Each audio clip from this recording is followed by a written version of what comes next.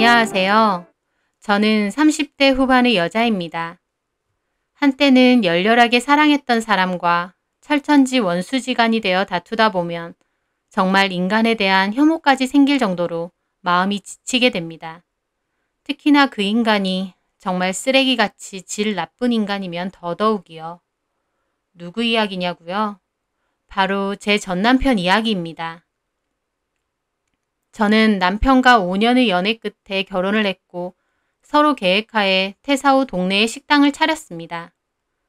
남편이 요리하는 걸 워낙에 좋아해서 요리 관련으로 일을 하고 싶어 했는데 시부모님이 반대를 해서 결국 일반 회사에 취업을 한 거였거든요. 하지만 남편은 자신의 식당을 차리고 싶다는 꿈이 있었어요. 연애 때도 종종 얘기했고 자기가 개발한 레시피로 음식을 만들어 시식을 해본 적도 많습니다. 저는 남편의 뜻을 응원해서 결혼하고 나면 몇 년만 회사에 다니고 그 후에는 네가 원하는 대로 식당을 차리자고 했어요. 그리고 저희는 가게가 잘 되지 않을 것을 대비해 1년 정도의 생활비는 따로 빼두고 퇴직금과 모은 돈을 털어 식당을 시작했죠. 양가 부모님은 잘 다니던 회사 그만두고 식당 창업을 한다고 하니 반대가 많았지만 저는 남편의 평생 소원이었으니 꼭 들어주고 싶었습니다. 또 남편의 음식은 꽤 맛있는 편이라 홍보만 잘 되면 경쟁력이 있다고 생각했어요.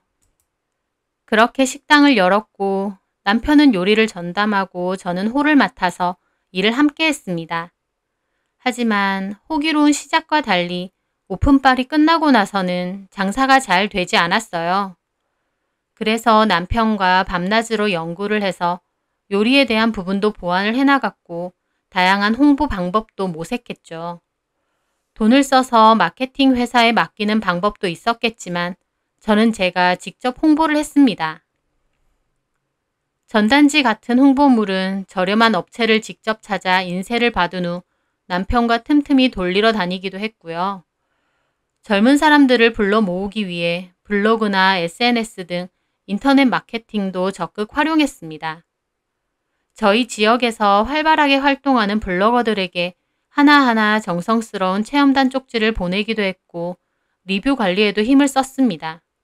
그리고 저희 가게 블로그나 SNS도 개설해서 제가 직접 신메뉴나 가게 내부 사진 같은 것도 꾸준히 업로드했어요. 가게 창업을 위해 둘 다 일을 그만둔 상태라 잘 안 되면 어쩌나 싶어 바쁘고 마음이 조급하기도 했지만 그럴수록 남편과 서로 의지하며 으쌰으쌰 열심히 했습니다. 그러다 보니 조금씩 손님이 늘기 시작했고 입소문도 퍼지면서 나중에는 꽤 안정적으로 매출이 유지되더라고요. 남편은 이만큼 잘된 데에는 다 제 덕분이라고 했습니다. 연지야, 정말 고마워. 네가 노력한 덕분에 이제 어느 정도 장사도 안정권이 된 것 같아. 내가 뭘, 자기 음식이 맛있으니까 손님들이 찾아오는 거지. 서로 고맙다고 하며 다독였던 남편과 저. 장사도 잘 되고 남편과 사이도 좋고 저희 사이의 문제라곤 딱 하나밖에 없었습니다. 바로 아기였어요. 아기를 좋아하는 남편과 저. 임신 준비를 했지만 아기는 잘 생기지 않았습니다. 하지만 그때까진 괜찮다고 생각했어요. 어차피 가게 때문에 한창 바쁜데 아이가 생기면 가게 일에는 소홀해질 것 같았거든요. 그래서 식당이 어느 정도 안정이 되면 그때 다시 아기를 가지기 위해 노력을 해보자고 합의를 했었죠. 식당이 안정기에 접어들면서부터 저희 부부는 다시 아기를 준비하기로 했어요. 하지만 자연 임신이 잘 되지 않아 결국 난임센터를 찾아가게 됐어요. 검사 결과 남편이나 저나 큰 문제는 없는데 제가 몸무게도 평균보다 적게 나가고 몸이 좀 약한 편이라서 그런지 저보고 몸 관리를 해줘야 된다고 하더라고요. 그래야 임신 기간 동안 잘 버틸 수 있다고요.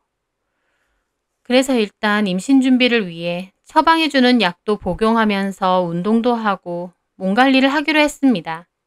제가 체력이 안 좋아서 식당 일을 할 때도 빨리 지칠 때가 많다 보니 남편도 이참에 좀 쉬면서 운동도 하고 몸 관리도 하면서 임신 준비를 하라더라고요. 그래서 제가 물었죠. 그럼 서빙하고 계산하는 홀 관리는 누가 하느냐고. 남편은 아르바이트생을 한 명 쓰자고 했습니다. 저는 솔직히 인건비가 아까워서 제가 하고 싶었어요. 하지만 남편이 극구 저보고 쉬라고 하길래 남편도 아기가 되게 갖고 싶은가 보다 했었죠. 그래서 저도 운동도 하고 푹 쉬면서 몸 관리 잘해서 아이를 가져보자 결심했습니다. 그렇게 구인 공고를 올리게 되었어요. 몇 명의 아르바이트생이 면접을 왔는데 박지우라는 이름의 그 여자도 그때 저희 가게에 오게 되었습니다. 남편은 잠깐 나가 있어서 제가 면접을 보게 됐죠. 성함이 박지우 씨 맞죠? 네, 맞아요. 나이가 26살이시네요. 사는 곳도 이 동네시네요. 여기 저희 집이랑 가까운 빌라인데. 아, 정말요? 그러면서 그 애는 웃더라고요. 어린 나이이기도 하고 싹싹하고 활발해 보였습니다. 이런 일은 해보신 적 있으세요? 네, 저 알바 많이 해봤어요. 마침 집도 가깝고 저도 여기 전에 먹으러 왔었거든요. 맛있더라고요. 아, 그래요? 고마워요.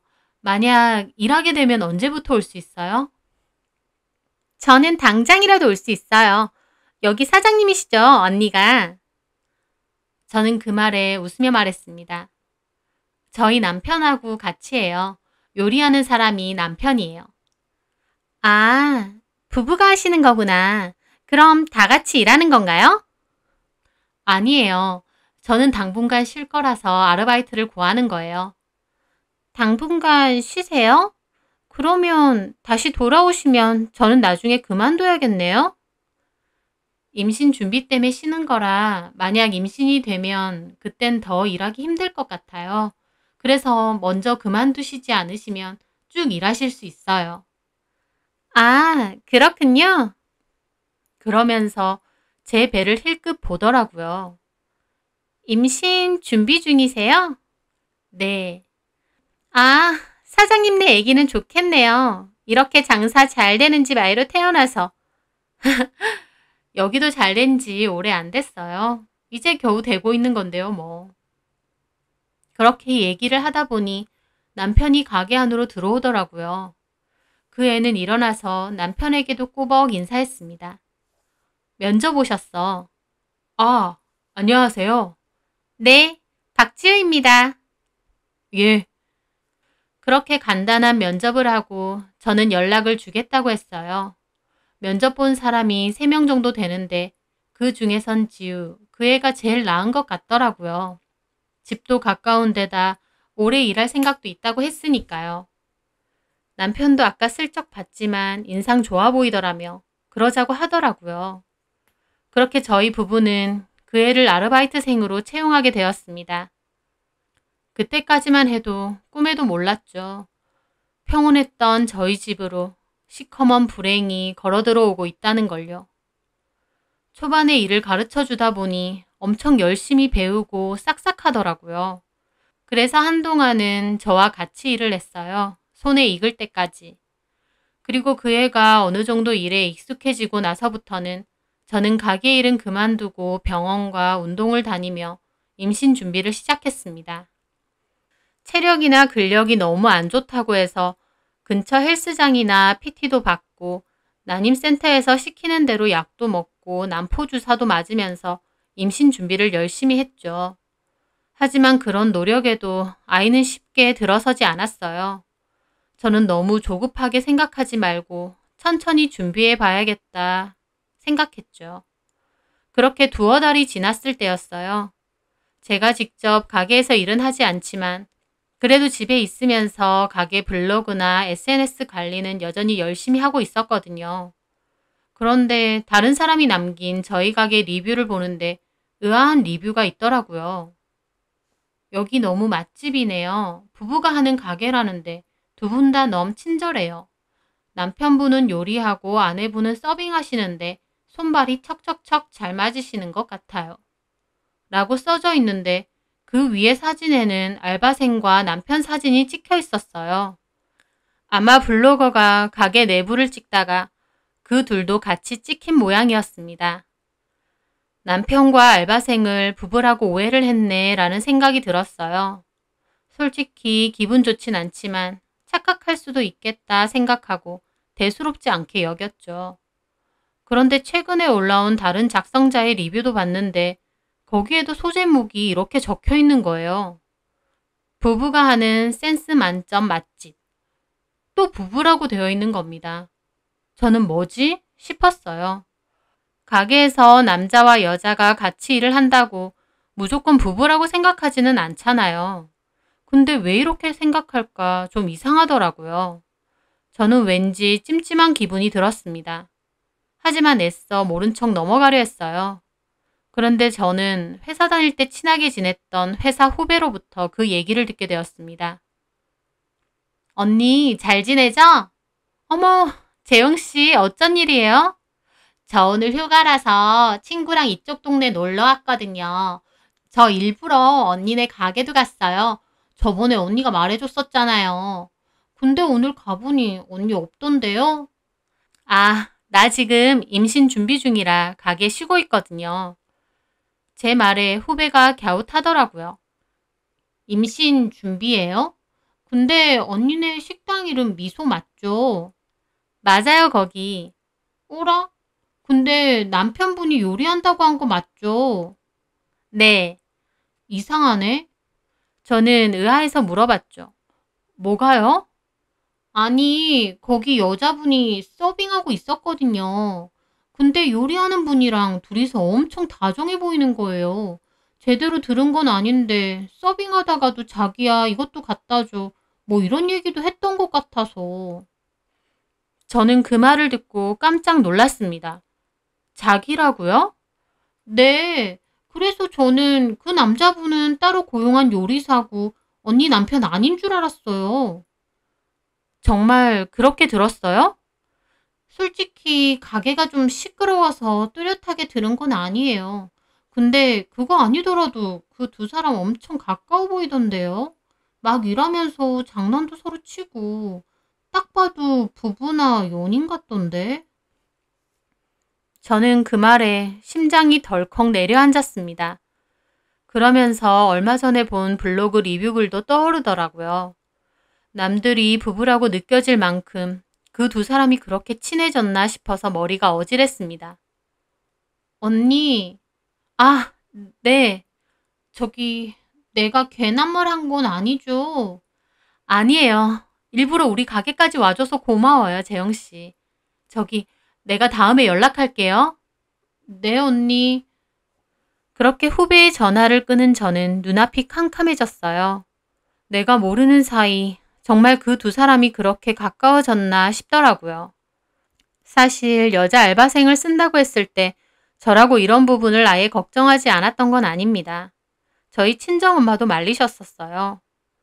예, 아무리 그래도 여자 알바생이랑 차서방이랑 둘이 하루 종일 그렇게 붙어 있는 건 좀 그렇지 않니? 괜찮아. 차서방 그런 사람 아니야. 그런 사람이 아닌 사람 따로 있어? 하루 종일 같이 있는 데다 이런저런 말도 자주 하다 보면 없던 정도 생겨. 엄마는 솔직히 좀 찜찜하다 얘.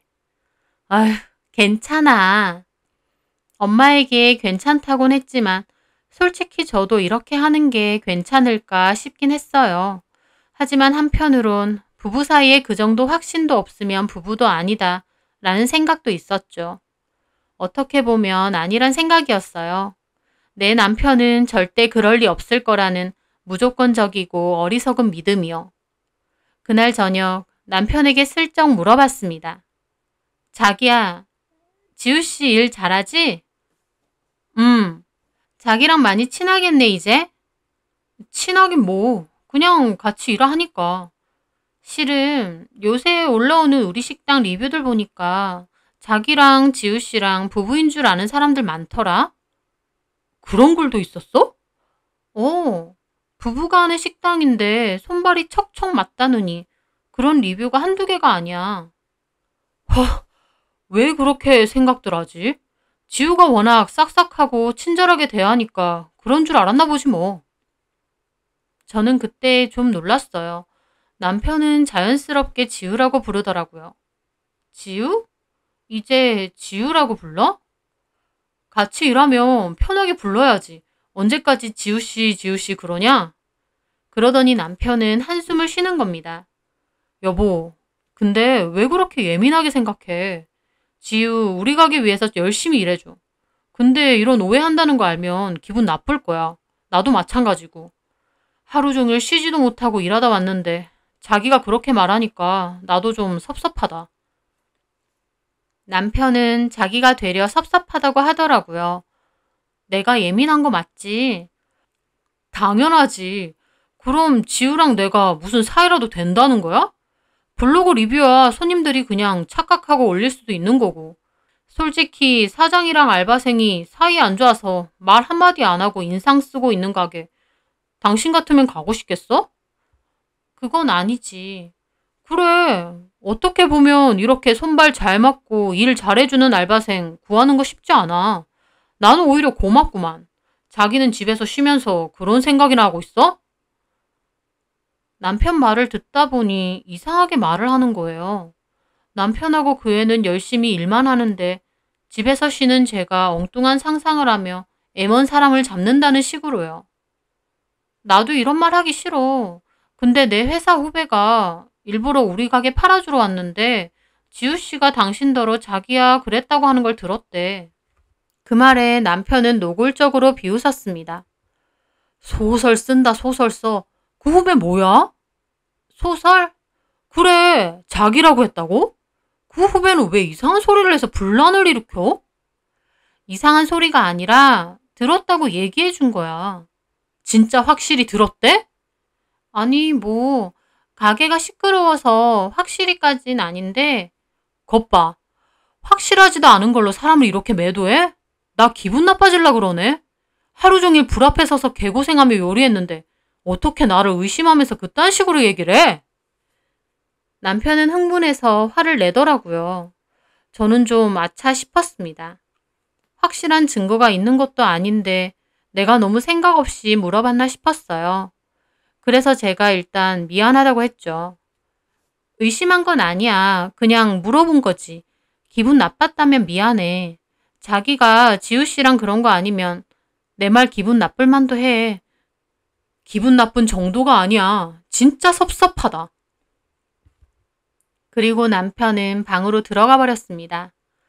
솔직히 남편의 반응이 좀 과민하더라고요. 정말 그런 사이가 아니면 의심하는 거 기분 나쁠 수 있죠. 하지만 이런저런 상황 자체가 제가 오해할 만하니 좋게 설명해 줄 수도 있는 거잖아요. 오히려 길길이 날뛰니 더 이상하더라고요.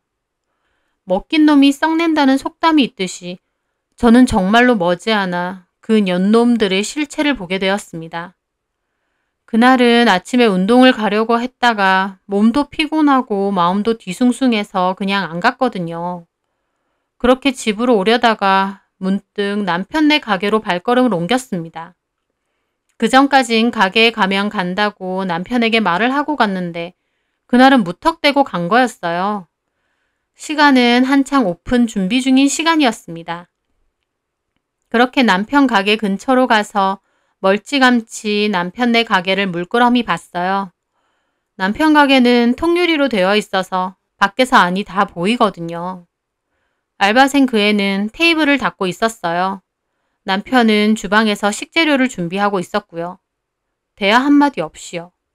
그냥 평범한 가게 오픈 전 모습이었습니다. 내가 정말 쓸데없는 생각을 했나 보다. 열심히 일해주는 지우 씨한테도 미안하네. 하긴 둘이 나이 차만 해도 10살인데 지우 씨 입장에서 아저씨 같은 남편이 눈에 들어올 리가 있나. 저 혼자 그렇게 생각하며 근처 카페로 가서 커피를 테이크아웃 해왔어요. 남편과 알바생에게 갖다 주고 저는 집으로 가려고요. 그런데요. 커피를 들고 다시 가려는 저는 그 자리에서 다시 걸음을 멈췄습니다. 알바생 앞치마가 살짝 풀린 것 같은데 남편이 뒤에서 안아주는 것처럼 실실 쪼개며 앞치마를 자기가 매주고 있는 거예요. 그 알바생도 남편의 행동이 곤란한 느낌도 아니고 막 웃으며 밀치고 장난치고 정말 그 둘의 모습은 연인이나 부부 그 자체였습니다. 저는 황당한 기분으로 몸을 살짝 숨겨서 그 둘을 계속 지켜봤어요. 남편은 가는 길에 그의 엉덩이를 탁탁 치더라고요.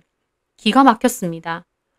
그런데 그 애도 쫓아가더니 장난치듯 남편 엉덩이를 꽉 움켜잡는 거예요. 빈 가게에서 아주 연병을 떨고 있더군요.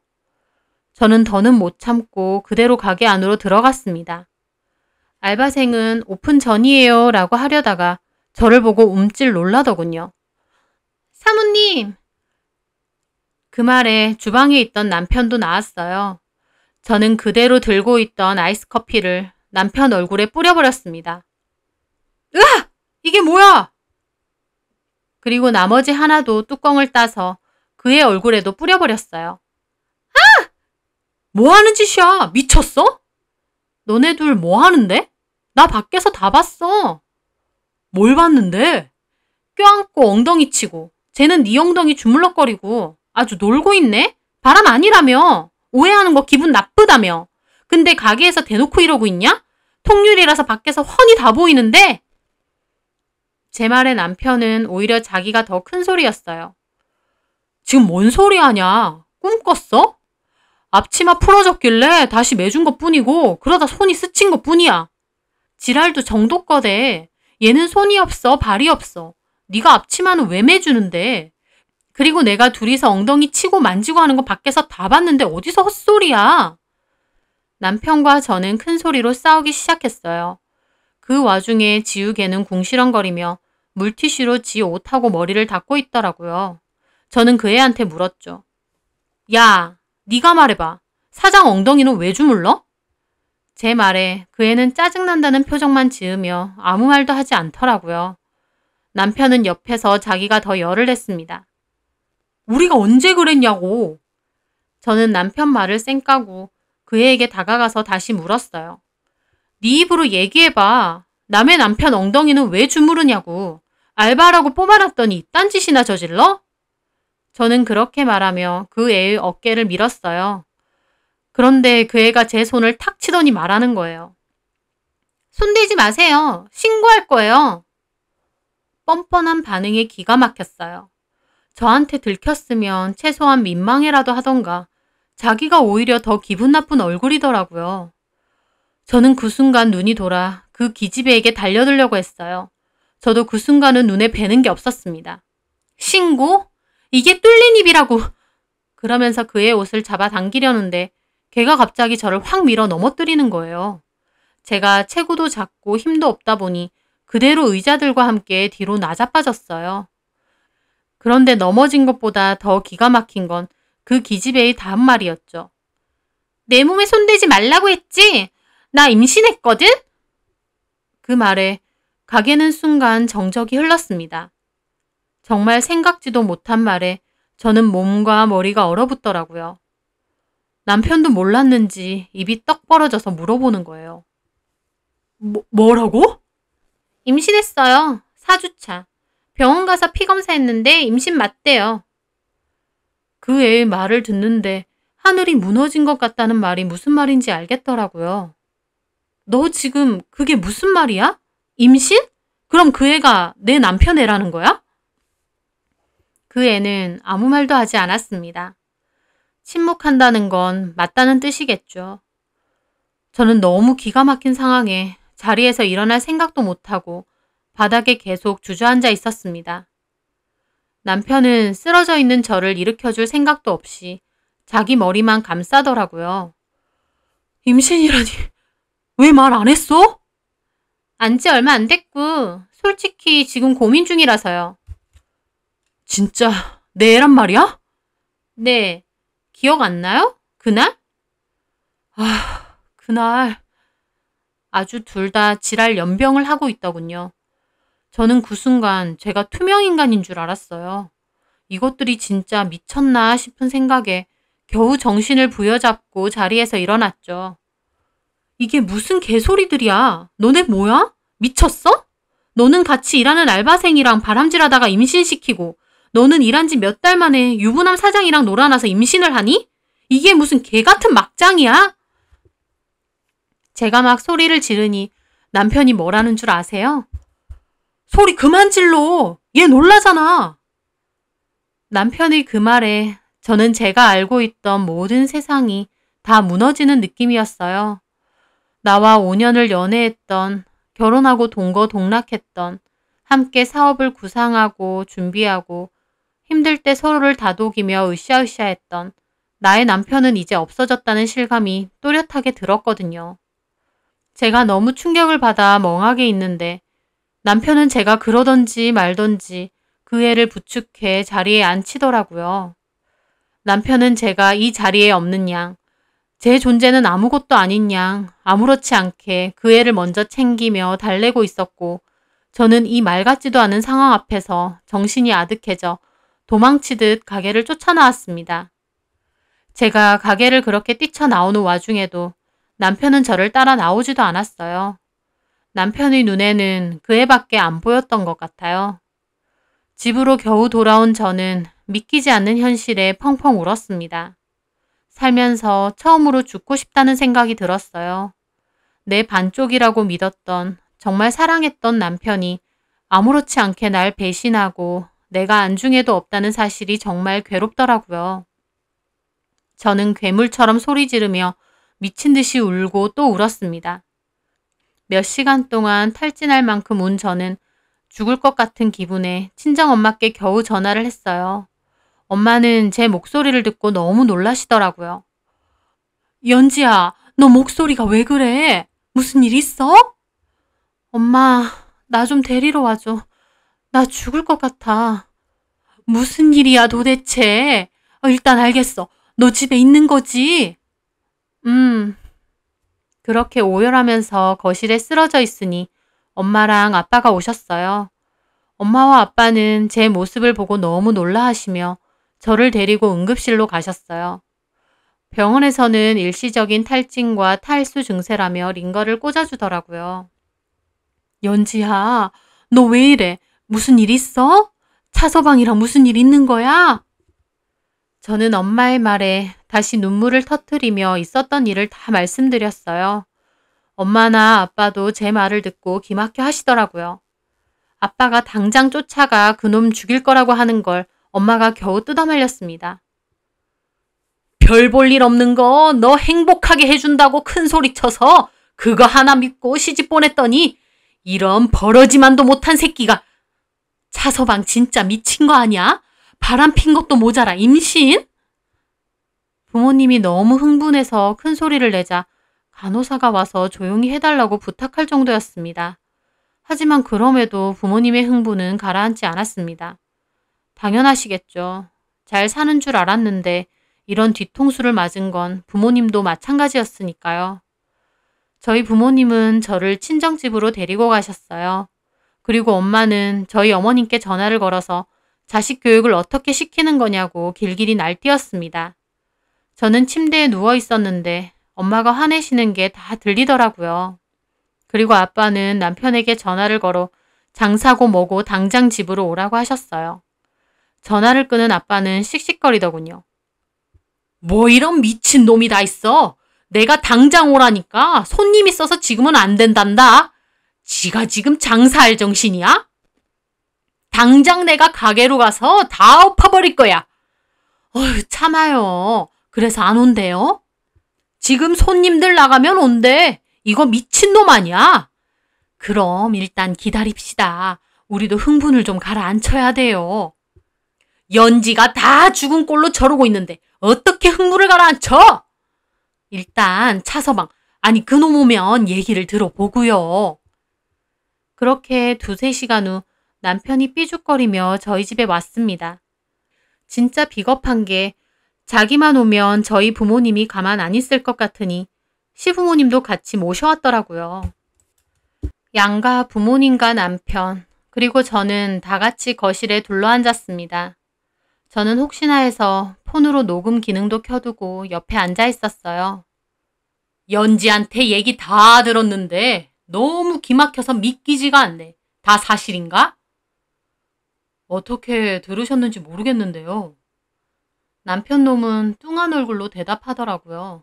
지 잘못은 하나도 모르는 뻔뻔한 낯짝이었어요. 저는 흥분을 가라앉히고 말했어요. 10살 어린 알바생년이랑 붙어먹어서 임신시킨 거, 그거 말고 또 뭐가 또 있어? 예, 너는 아무리 그래도 붙어먹었다니. 무슨 말을 그렇게 하니? 어머님의 말에 저는 또 복장이 터지더라고요. 저희 엄마도 기막혀 하시면서 따지셨어요. 이봐요, 사돈. 지금 상황 판단이 안 되세요? 차서방이 바람피고 그 여자의 임신까지 시켰다고요. 지금 저희한테 잘못했다고 비로도 뭐할 판에. 아니, 그러면 새아기 네가 직접 일을 하던가. 크지도 않은 가게에 무슨 알바생까지 써서 이 사단을 만드니? 연지, 너 집에서 놀고 먹잖아. 저는 그 소리에 소리 지르며 말했습니다. 어머님이 임신 빨리 하라면서요. 놀고 먹는 게 아니라 임신 준비한다고 몸 만든다고 그런 거 아니에요. 그리고 어머니께도 진작에 말씀드렸잖아요. 몸이 얼마나 성치 않으면 남들 다 하는 임신 하나 못해서 그 유난이니? 다른 여자들 임신해도 잘만 이래. 근데 너는 임신한 것도 아니고 임신 준비한다고 집에서 놀고 먹었잖아. 괜히 안 써도 되는데 알바생 썼다가 이렇게 된 거 아니야? 사돈, 지금 뭔 소리를 자꾸 하시는 거예요? 저희 딸이 바람 폈어요? 차서방이, 아니 당신 아들이 바람 폈다는데 왜 자꾸 내 딸 가지고 걸고 넘어져요? 상황 판단이 안 되시는 거예요? 아니면 무턱대고 그쪽 아들 편만 드시는 거예요? 그쪽 아들이요? 아주 막 나가자는 거죠? 아니 뭐 이런 뻔뻔한 집구석이 다 있어? 아빠가 흥분하셔서 자리에서 벌떡 일어났어요. 그러니까 아버님도 일어나시더라고요. 진정 좀 하세요. 뭐만 하면 벌떡벌떡. 내가 지금 진정하게 생겼어요? 차서방 저놈 죽여버리고 싶은 심정이에요. 내 아들 건드리면 나도 가만 안 있어. 나야말로 내 딸 눈에 피눈물 나게 만들고 내가 가만히 있을 줄 알아? 그러면서 아버님하고 아빠까지 서로 싸우려고 하시는 거예요. 일단 저랑 엄마는 급하게 두 분을 뜯어말렸어요. 정말 아수라장이 따로 없었습니다. 남편이 다 잘못한 건데 시부모님의 행동은 뻔뻔함 그 자체더군요. 시댁 식구들의 반응도 저는 정말 놀라웠어요. 저한테 막 잘해주고 좋은 시댁은 아니었지만 그렇다고 이렇게 뻔뻔하게 나올 줄은 몰랐거든요. 그렇게 겨우 진정하고 다시 자리에 앉은 양가 부모님은 한동안 아무 말도 하지 않았어요. 그러더니 어머님이 그러더군요. 그 애한테 애 떼라고 할게요. 그럼 됐죠? 그럼 됐다고요? 애만 떼면 일이 없던 일이 되는 거예요? 그럼 우리더러 어쩌라는 거예요? 이미 상황은 이렇게 됐고 수습이라도 하자는 건데. 사과도 안 하세요? 네, 죄송하게 됐네요. 저도 죄송합니다. 정말 건성 그 자체인 사과였습니다. 그리고 어머님은 아버님과 남편 보고 일어나라고 하고는 그냥 나가버리더라고요. 엄마 아빠는 기막혀 죽으려고 하시고 더 볼 것도 없이 당장 이혼하라고 하셨어요. 저는 정말 멍한 기분이 들었습니다. 남편이 나를 사랑하는 게 아니었나? 어떻게 나한테 이럴 수가 있지? 머릿속에서 그 생각뿐이었습니다. 10길 물속은 알아도 한길 사람 속은 모른다고. 짧지 않은 연애 기간에도 결혼 기간에도 남편이 이런 사람일 줄은 꿈에도 몰랐어요. 제가 여태껏 몰랐던 진짜 남편의 모습을 본 것 같았습니다. 그때 느낀 그 거지 같은 기분은 평생토록 잊지 못할 것 같아요. 그 후에 어떻게 됐냐고요? 애는 지우지 않았습니다. 시부모님 입장에선 이미 우리 집과 어그러질 대로 어그러져 이혼 얘기가 오가는데 그 여자애가 임신까지 했다고 하니 이참에 아들 세장가 보내고 싶으셨던 것 같더라고요. 남편도 이미 그 애에게 푹 빠져서 저랑 헤어지고 싶다고 했고요. 저도 솔직히 오만정 다 떨어져서 남편이랑 더 이상 같이 살고 싶지 않았어요. 하지만 순순히 물러날 수는 없어서 위자료 소송과 상간 소송도 걸었습니다. 시댁 식구들이 집으로 왔을 때도 그렇고 남편과 대화할 때도 녹음을 다 했기 때문에 증거는 충분했어요. 지금 사는 집과 가게에 제 지분과 기여도가 있으니 재산 분할은 당연하고 소송도 걸었습니다. 남편은 재판 도중에 지금 사는 집을 재산 분할과 위자료 명목으로 넘겨준다고 소송을 다 취하해달라고 하더군요. 하지만 저는 남편 위자료 소송은 취하해도 상간소송은 죽어도 취하할 생각 없다고 법대로 하라고 했습니다. 지지부진한 다툼과 이야기 끝에 결국 집을 받기로 하고 남편 소송은 취하기로 했습니다. 남편 입장에서도 법적으로 끝까지 가봤자 어차피 재산 분할해야 하는데 차라리 본인 앞의 위자료 소송이라도 없애는 게 낫다고 생각했겠죠. 저도 그 건에 대해서는 크게 달라질 게 없어서 그렇게 하기로 했지만 상간소송은 그대로 진행하기로 했어요. 남편은 상간소송도 취하해달라고 몇 번이나 부탁했지만 죽어도 취하할 생각 없다고 못 박았습니다. 그렇게 상간소송은 제가 승소하게 되고 판결문까지 받았습니다. 위자료는 남편이 대신 내준 것 같더라고요.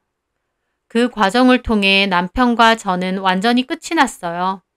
저는 집은 넘겨받았지만 당연히 그 동네에서 살고 싶진 않았어요. 좁은 동네에서 오며 가며 마주칠 게 뻔한데 생각만 해도 지옥 같았거든요. 그래서 다시 친정으로 들어갈까 생각했지만 조금 문제가 있었어요. 사실 저희 부모님은 아버지 은퇴 후 귀농을 계속 준비하고 계셔서 시골로 가셔야 됐거든요. 근데 제 소송 문제 때문에 어쩔 수 없이 계약이 끝난 지금 집에 월세를 내면서까지 조금 더 사신 건데 제 소송이 끝난 후에 부모님은 예정대로 시골로 가신다고 하더라고요. 부모님은 당분간은 저도 같이 내려가 마음을 추스리라고 했는데 저는 그냥 여기서 다시 일자리도 알아보고 홀로 서기를 준비해야겠다고 생각을 바꿨습니다. 그래서 그냥 남편에게 받은 집에서 일단 혼자 살 거라고 말씀드렸어요. 부모님은 저를 걱정하셨지만 그래도 저를 응원해 주시고 시골로 내려가셨어요. 저는 집 가구는 싹 내다 팔고 저 혼자 살 수 있게끔 집 분위기도 바꾸고 다시 가구를 들여놨습니다. 전 남편 놈이랑 함께 썼던 가구는 보기만 해도 소름 끼쳤으니까요. 그렇게 저는 제 취업 준비를 하며 혼자 살고 있었습니다. 문제는 역시나 남편 놈 가게가 멀지 않은 곳에 있다 보니 어쩔 수 없이 한 번씩 마주치는 거였습니다. 한 번은 마트에 갔는데 그것들이 같이 장을 보러 온 거예요. 그 여자의 배는 어느덧 만삭이더라고요. 신나서 둘이 꼭 붙어 다니는 걸 보는데 속에서는 천불이 올라왔어요. 그냥 나갈까 하다가 내가 왜 피해야 되나 싶어 저도 그냥 무시하고 장을 봤습니다. 그런데 그것들도 저를 보더라고요. 그러더니 일부러 제 옆을 지나갈 때 그 여자애는 자기 배를 만지면서 그러더군요. 여보, 우리 대박이가 딸기도 먹고 싶대. 딸기도 사자. 그래, 우리 대박이가 먹고 싶다면 사줘야지. 아빠가 다 사줄게. 진짜 어이가 없더라고요. 태명이 대박인 것 같은데 아주 가지가지한다 싶었어요. 저는 저 인간 같지도 않은 것들 사이에서 나온 아이가 불쌍하다 생각하며 애써 무시하려고 했습니다. 하지만 애써 무시하려고 해도 오며 가며 보게 되는 그 가게는 여전히 장사가 잘 됐어요. 참 씁쓸하더라고요. 그 가게가 애초에 잘 된 것에는 제 목도 있는데 남 좋은 꼴만 시켰구나 싶었습니다. 이미 끝난 관계니 털고 일어나야 하는데 생각할수록 분통이 터지고 마음이 너무 울적하고 답답했어요. 안 보고 살아야 마음 정리가 될 것 같은데 같은 동네에 살면서 어쩔 수 없이 보게 되는 건 너무 괴로운 일이었습니다.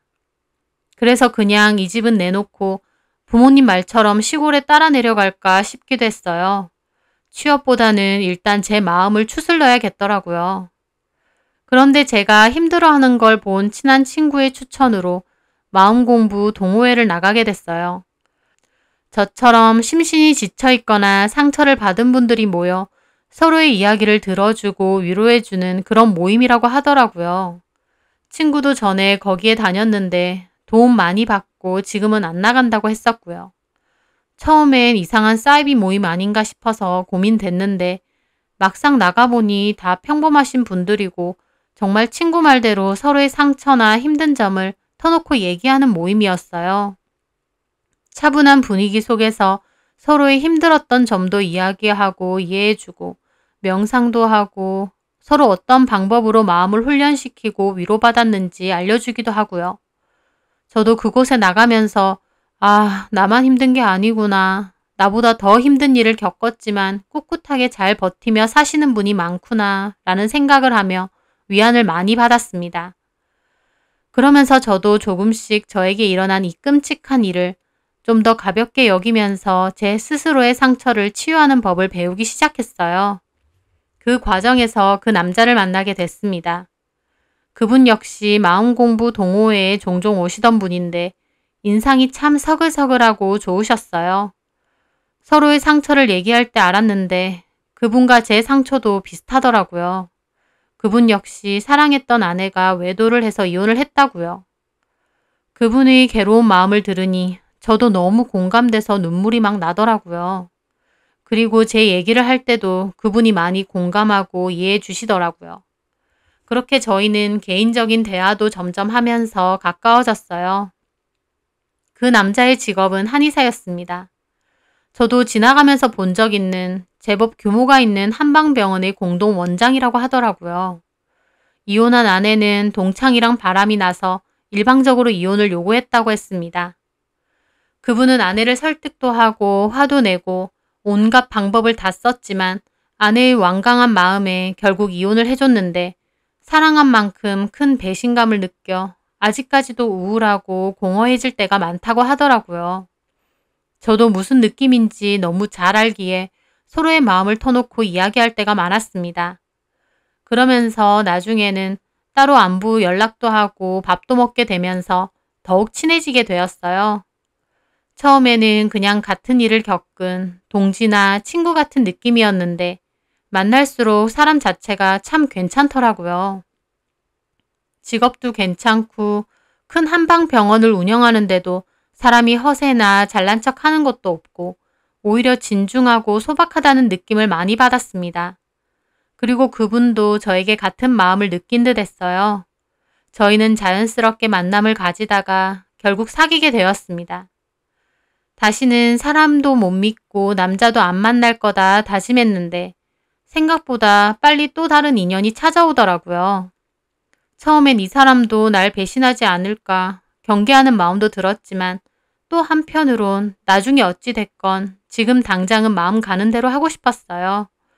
사랑이 또 다른 사랑으로 잊혀진다는 어느 노래 제목처럼 새롭게 날 찾아온 사랑은 제 마음을 편하게 하고 지난날의 상처를 잊혀지게 만들어 주더라고요.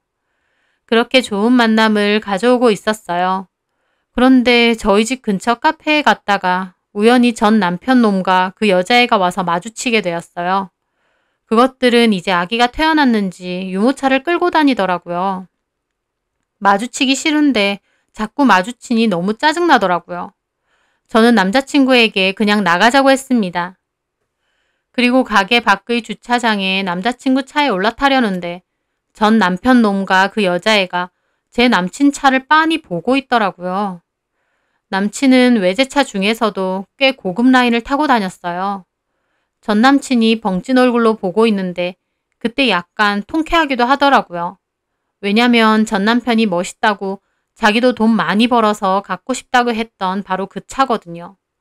저는 일부러 보란 듯이 남친과 다정하게 차에 올라탔습니다.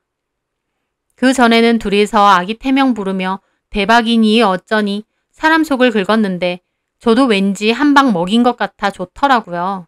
나도 얼마든지 잘 나가는 남자 만날 수 있다는 걸 보여주기라도 한 것 같아서요. 저는 차에 올라타서 남친에게 아까 그것들이 전 남편과 바람난 여자라는 얘기를 했어요. 그리고 한 번씩 동네에서 마주치면 열받는다는 소리도 했는데 남친은 안 보고 사는 게 속 편하다며 자기 병원 근처 쪽으로 집을 옮기는 게 어떻냐고 제안하더라고요. 그리고 괜찮으면 일단 자기 병원에서 일하는 게 어떻겠냐고 했고요. 저는 고민하다가 결국 그렇게 하기로 했습니다.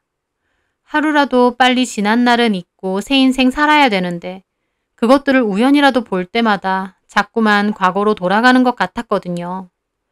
저는 그 길로 집을 내놓았습니다. 그런데 그쯤에 전 남편 놈이 전화가 왔더라고요. 방심하고 아무 생각 없이 받았는데 전 남편 놈이었습니다. 집 내놨다며? 그걸 어떻게 알았어? 그 부동산 형님 나도 잘 아니까. 근데 뭔 상관이야. 내가 내 집 내놓겠다는데. 너 카페에서 본 그 남잔 뭐야? 남친이다. 왜? 와, 헤어진 지 얼마나 됐다고 새 남친? 참나. 같이 사는 와중에 바람피는 너도 있는데 이미 끝난 마당에 남친 사귀던지 말던지 뭔 상관이야. 신경 끄고 다신 이딴 일로 전화하지 마. 야, 세상에 사기꾼 많아. 조심해. 외제차 타고 다닌다고 다 돈 많은 거 아니다 너. 저는 놀고 있다고 생각했어요. 사기꾼은 너 같은 인간이 사기꾼이지. 죽어라 바람 아니라고 해놓고 뒤에서 날바생 임신시켜서 사람 뒤통수 치는 너 같은 인간 말이야. 다 끝난 얘기를 왜 또 하는데? 다 끝난 사이인데 왜 전화해서 쓸데없는 소리를 하냐고. 그나마 남은 정을 생각해서 네가 걱정돼서 하는 소리다. 우리 지우가 너 순진하게 이상한 놈한테 꼬여서 그나마 이 집도 날려먹는 거 아니냐고 하길래. 저는 그 말에 헛웃음이 났어요. 고양이 쥐 생각하고 있네. 유부남 애 가져서 남의 가정 파토나게 한 애가 할 소리는 아니잖아? 다 걱정돼서 하는 소리 아냐? 걱정?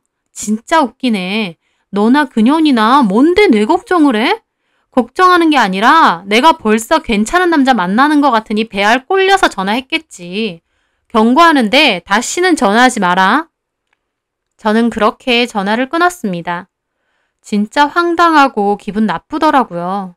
그런데 더 기가 막힌 건 그 후였어요. 그년한테 전화가 온 거였습니다. 저기요, 저희 오빠랑 통화했어요?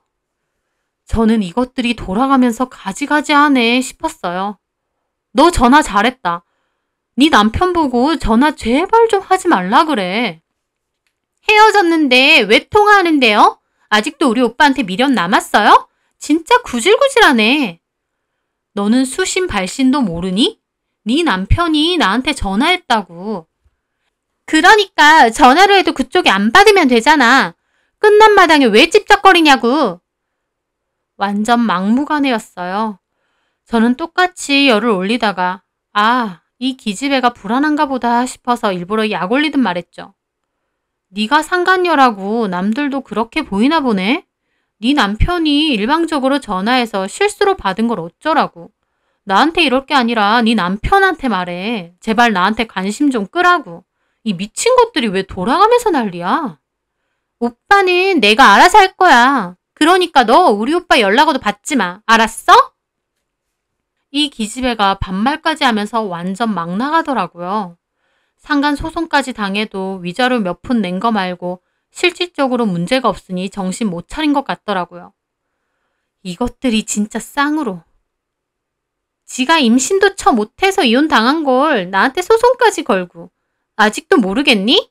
너 임신도 못하고 여자 구실도 못한다고 오빠가 애초에 너 지긋지긋하다고 했었어. 이 기집애가 완전 폭주해서 아무 말이나 하더라고요. 저도 기가 막혔지만 꾹 참고 말했습니다. 너 불안하니? 너네가 바람 펴서 만났다고 너네 남편 또 바람질할까봐 이러는 거야? 네 인생 참 불쌍하다. 저는 그러고 전화를 끊었습니다. 그런데 이 미친 게 자꾸 문자로 욕을 보내는 거예요. 저는 문자를 모아 경찰에 신고를 하려다가 생각을 바꿨습니다. 저도 이 동네를 떠날 땐 떠나더라도 한 방 먹이고 가줘야겠더라고요. 그래서 제가 예전에 운영했었던 그놈 가게 블로그에 오랜만에 접속해 글 하나를 올렸습니다. 이 가게는 지금 부부가 하고 있는데 그 부부는 내연관계로 만난 부부다. 내가 전부인이다. 그런데 그것들이 반성은커녕 이혼한 지금까지도 날 괴롭힌다. 라는 내용으로 글과 함께 문자 내용, 상간소송 판결문의 일부까지도 잘라서 첨부했어요. 그리고 그 글을 저희 동네 맘카페에도 복사해서 올렸죠. 솔직히 고소당할 거 염두에 두고 올린 거였어요. 그렇게라도 해야 제 속이 조금이라도 풀리겠더라고요. 역시나 반응은 폭발적이었습니다. 맘카페에서 미친 것들 아니냐며 나도 그 가게 가봤는데 그 부부가 사실 그런 거였냐며 난리가 났어요. 맘카페고 귀여운 여자들이 주로 있다 보니 반응은 제 생각보다 더 난리였죠. 전 남편은 전화해서 미쳤냐고 당장 글 내리라고 소리 지르고 그년도 전화해서 저 고소할 거라고 길길이 날뛰더라고요. 저는 고소하라고 했습니다. 그까짓 거 벌금 내면 그만이니까요. 남편은 처음에 난리치면서 게시글 안 내리면 가만 안 있겠다고 하더니 제가 꿋꿋이 버티자 나중에는 잘못했다고 빌더라고요. 저는 일단은 제 글은 삭제한다 해도 이미 소문은 날 만큼 난 것 같아서 게시글 삭제해 주겠다고 하고 삭제했습니다. 어쨌든 이렇게 삭제를 해줘야 나중에 진짜 고소를 당해도 참작이 될 것 같아서요. 제 예상대로 제가 글을 삭제했어도 이미 그 내용은 동네에 일파만파 소문이 다 났습니다. 맘카페에서 찾아보니 가게에 대한 이야기가 많더라고요. 그 소문이 퍼진 후 팔이 날리고 있더라. 그 부부라는 것들 봤는데 낯짝이 아주 뻔뻔하더라. 그 주인 여자가 전에 애기 데리고 다니는 거 봤는데 그 애기가 바람 펴서 낳은 그 애기인 것 같더라. 자주 갔었는데 다신 안 갈 거다 등등의 후기가 올라왔습니다. 그녀는 그 일로 제게 몇 번이나 전화를 했는데 제가 전화를 안 받으니 저 가만 안 둔다고 죽일 거라고 문자 보냈더라고요. 저는 그것도 다 캡처했어요. 그리고 말했죠. 고소하고 싶으면 고소하라고. 나도 네가 보낸 문자 다 모아놨고 협박죄로 너 똑같이 고소해 줄 거라고. 어디 고소 파티 해보자고. 그녀는 저보고 미친년이라고 하더니 더 이상 연락하지 않더라고요. 진작에 이렇게 할 걸 속이 다 시원했습니다. 그쯤에 저희 집을 사겠다는 사람이 나타났어요. 저는 홀가분한 마음으로 매매 계약 후 그곳을 떠났습니다. 이혼 후에 잊으면 그만이라고 생각했어요. 그런데 그것들이 잘못한 것도 모르고 끝까지 저를 긁어대니 저도 이렇게까지 한 거였는데 속이 다 시원했습니다. 나중에도 한 번씩 궁금해서 맘카페에 들어가 보니 남편네 가게는 소문 때문에 장사도 잘 안 되고 파리만 날리고 있다더라고요. 남편 딴에는 할인 이벤트도 하고 뒤늦게 리뷰 관리도 하면서 다시 가게를 일으켜 보려는 모양인데 이미 소문 다 났는데 그런 게 무슨 소용인가요? 모르고 가는 사람은 있어도 알고서는 안 가는 곳이 그 식당이 되었는데요. 아주 꼬시더라고요. 저는 여전히 남자친구와 잘 만나면서 남자친구 병원 기획팀에서 일을 하고 있습니다. 병원에서는 원장님 여자친구라고 다 알고 있어요. 죽고 싶을 만큼 크나큰 배신을 당했지만 결국 나름 좋은 쪽으로 해결이 된 것 같아 마음이 좀 후련합니다. 게다가 그 덕에 지금 남자친구를 만나 잘 사귀고 있고요. 큰 시련이 닥치면 또 그만큼의 성장을 한다는 말처럼 저 역시도 앞으로는 어떤 시련이나 고난이 닥친다면 전보다는 좀 더 의연하게 버틸 수 있지 않을까라는 생각이 듭니다. 물론 살면서 이런 배신은 두 번 다시 겪지 않아야겠지만요. 앞으로 좋은 일만 가득하길 바라보며 제 사연 들어주시는 분들에게 늘 행복한 일, 좋은 일이 가득하시길 바라겠습니다.